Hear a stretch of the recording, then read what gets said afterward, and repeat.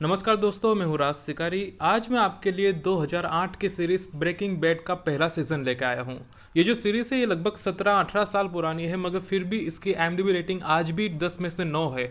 9 rating बहुत ही super hit कह सकते हैं और ये आज भी बहुत ही हिट सीरीज है। ये शुरुआत में तो धीमे शुरू होती है, मगर जैसे जैसे इसके एक एक सीजन आते जाते हैं ये बहुत ही तेज़ होती जाती है। तो आज हम इसका पहला सीजन शुरू करेंगे और मैं इसको पाँचों के 5 सीजन तक एक्सप्लेन करूंगा, तो इसीलिए चैनल को सब्सक्राइब जरूर कर दे। तो बिना किसी देरी के हम शुरू करते हैं ब्रेकिंग बैड का पहला सीजन।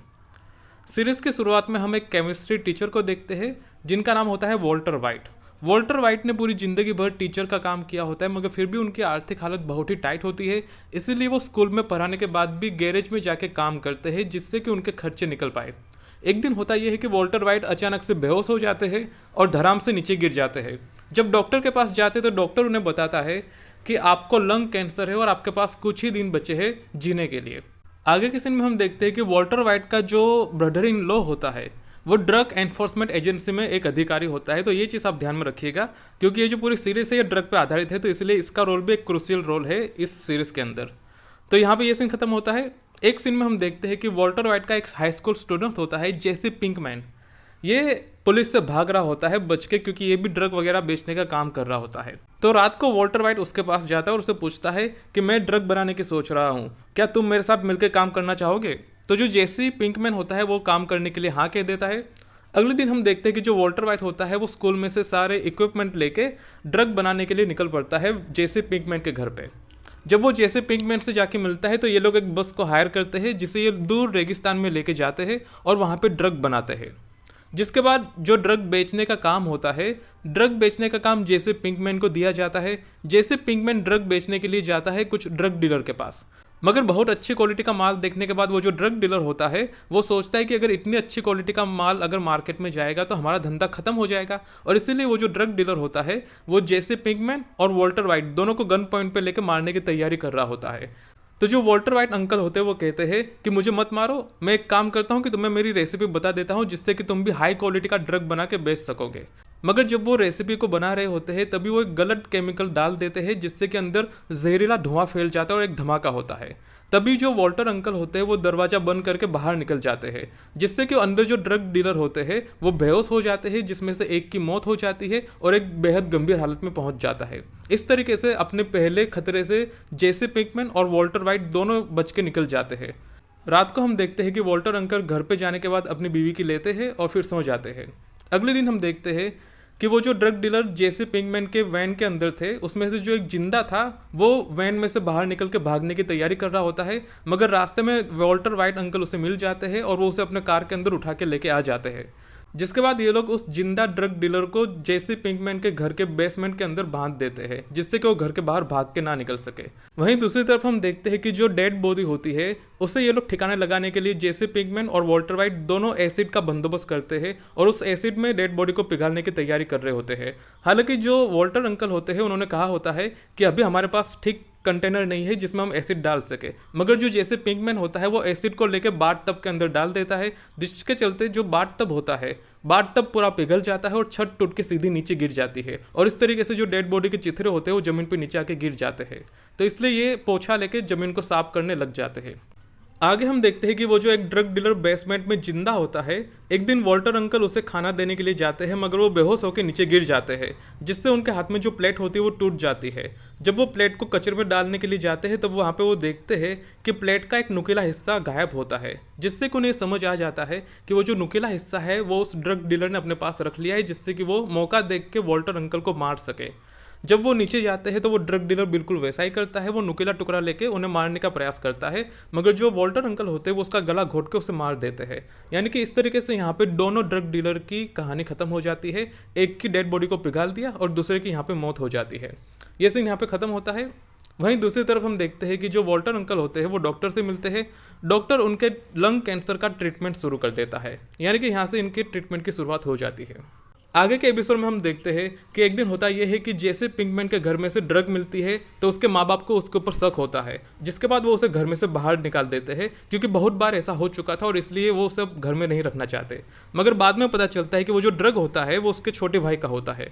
तो घर से बेघर हो जाने के बाद जैसे पिंकमैन नौकरी ढूंढता है, मगर जो नौकरी वाले होते हैं वो उसे पूछते हैं कि तुम्हारे पास ना तो डिग्री है, ना तो एक्सपीरियंस है और ना ही लाइसेंस है नौकरी करने के लिए, मार्केटिंग वगैरह के लिए, इसलिए हम तुम्हें नौकरी पर नहीं रख सकते। जिसके बाद जो जैसे पिंकमैन होता है वो ऑफिस में से निकल जाता है इंटरव्यू देने के बाद। ये सीन यहाँ पे खत्म होता है। आगे हम देखते हैं कि जेसी और वॉल्टर अंकल दोनों रेगिस्तान में बहुत ज़्यादा मेथेन बनाते हैं जिससे कि इन्हें बहुत ज़्यादा इनकम हो सके, क्योंकि ये समझते हैं कि छोटा छोटा माल बेच के ज़्यादा पैसा नहीं कमाया जा सकता। तो इस बार जो जेसी होता है वो बहुत बड़े ड्रग डीलर के पास अपना ड्रग बेचने के लिए जाता है, मगर जो ड्रग डीलर होता है वो माल तो ले लेता है मगर उसे पैसे नहीं देता। कहता है कि पैसे तुम्हें मिल जाएंगे, तुम चिंता मत करो। मगर जो जेसी होता है वो कहता है कि हम बिना पैसे के धंधा नहीं करते। जिसके बाद जो ड्रग डीलर होता है वो जेसी को बहुत बुरी तरीके से मारता है और उसके मुंह से खून निकाल देता है।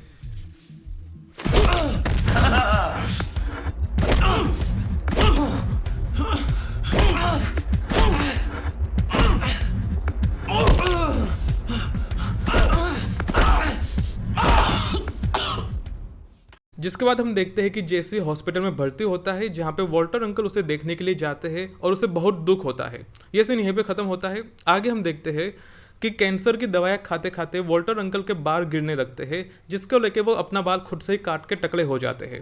ये सीन यहीं पे खत्म होता है। अब जो अगला सीन है यहाँ पे हम देखते हैं कि वॉल्टर अंकल उस ड्रग डीलर के पास जाते हैं टूको, जिसने जेसी को बहुत बुरी तरीके से मारा था और उसका ड्रग ले लिया था। इस बार जो वॉल्टर अंकल होते हुए वो ड्रग लेके जाते हैं वहाँ पे, तो जो टूको होता है ड्रग डीलर वो ड्रग तो ले लेता है मगर इस बार भी कहता है कि मैं पैसे नहीं दूंगा। जिसके बाद जो वॉल्टर अंकल होते हैं वो उस ड्रग में से एक केमिकल निकालते हैं। वो एक्चुअली ड्रग होती ही नहीं है, वो एक केमिकल कंपाउंड होता है जो कि गिरने से फट जाता है। वो इनस्टेबल होता है, यानी कि उस पर जरा सा भी अगर चोट लगती है तो वो एक्सप्लोड कर जाता है।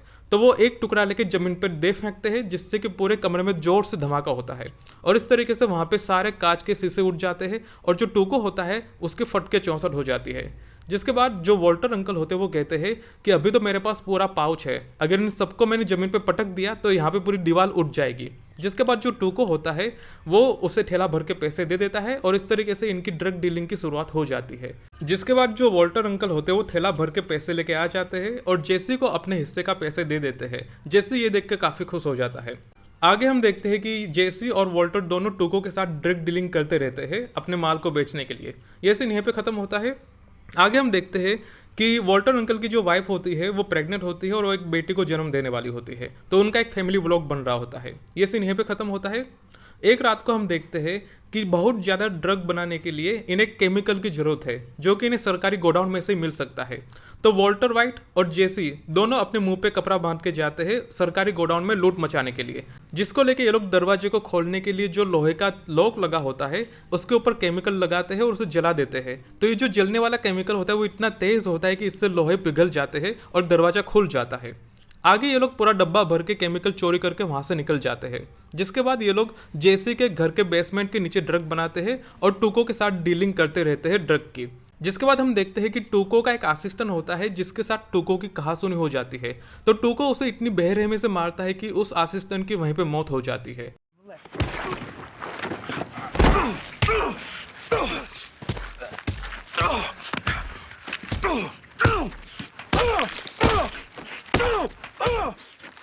ये देखकर जो जेसी होता है उसके फटकर चौंसठ हो जाती है और इस तरीके से ये सीन यहाँ पे ख़त्म होता है। तो ये जो पहला एपिसोड था, पहला सीज़न था, वो यहाँ पे ख़त्म हो जाता है।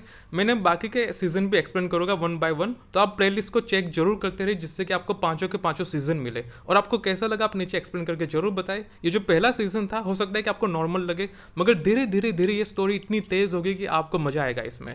तो आप जरूर चैनल को सब्सक्राइब कर दो, लाइक करके जरूर बताएं कि वीडियो कैसा लगा। सो इट इज़ मी राज शिकारी साइनिंग ऑफ।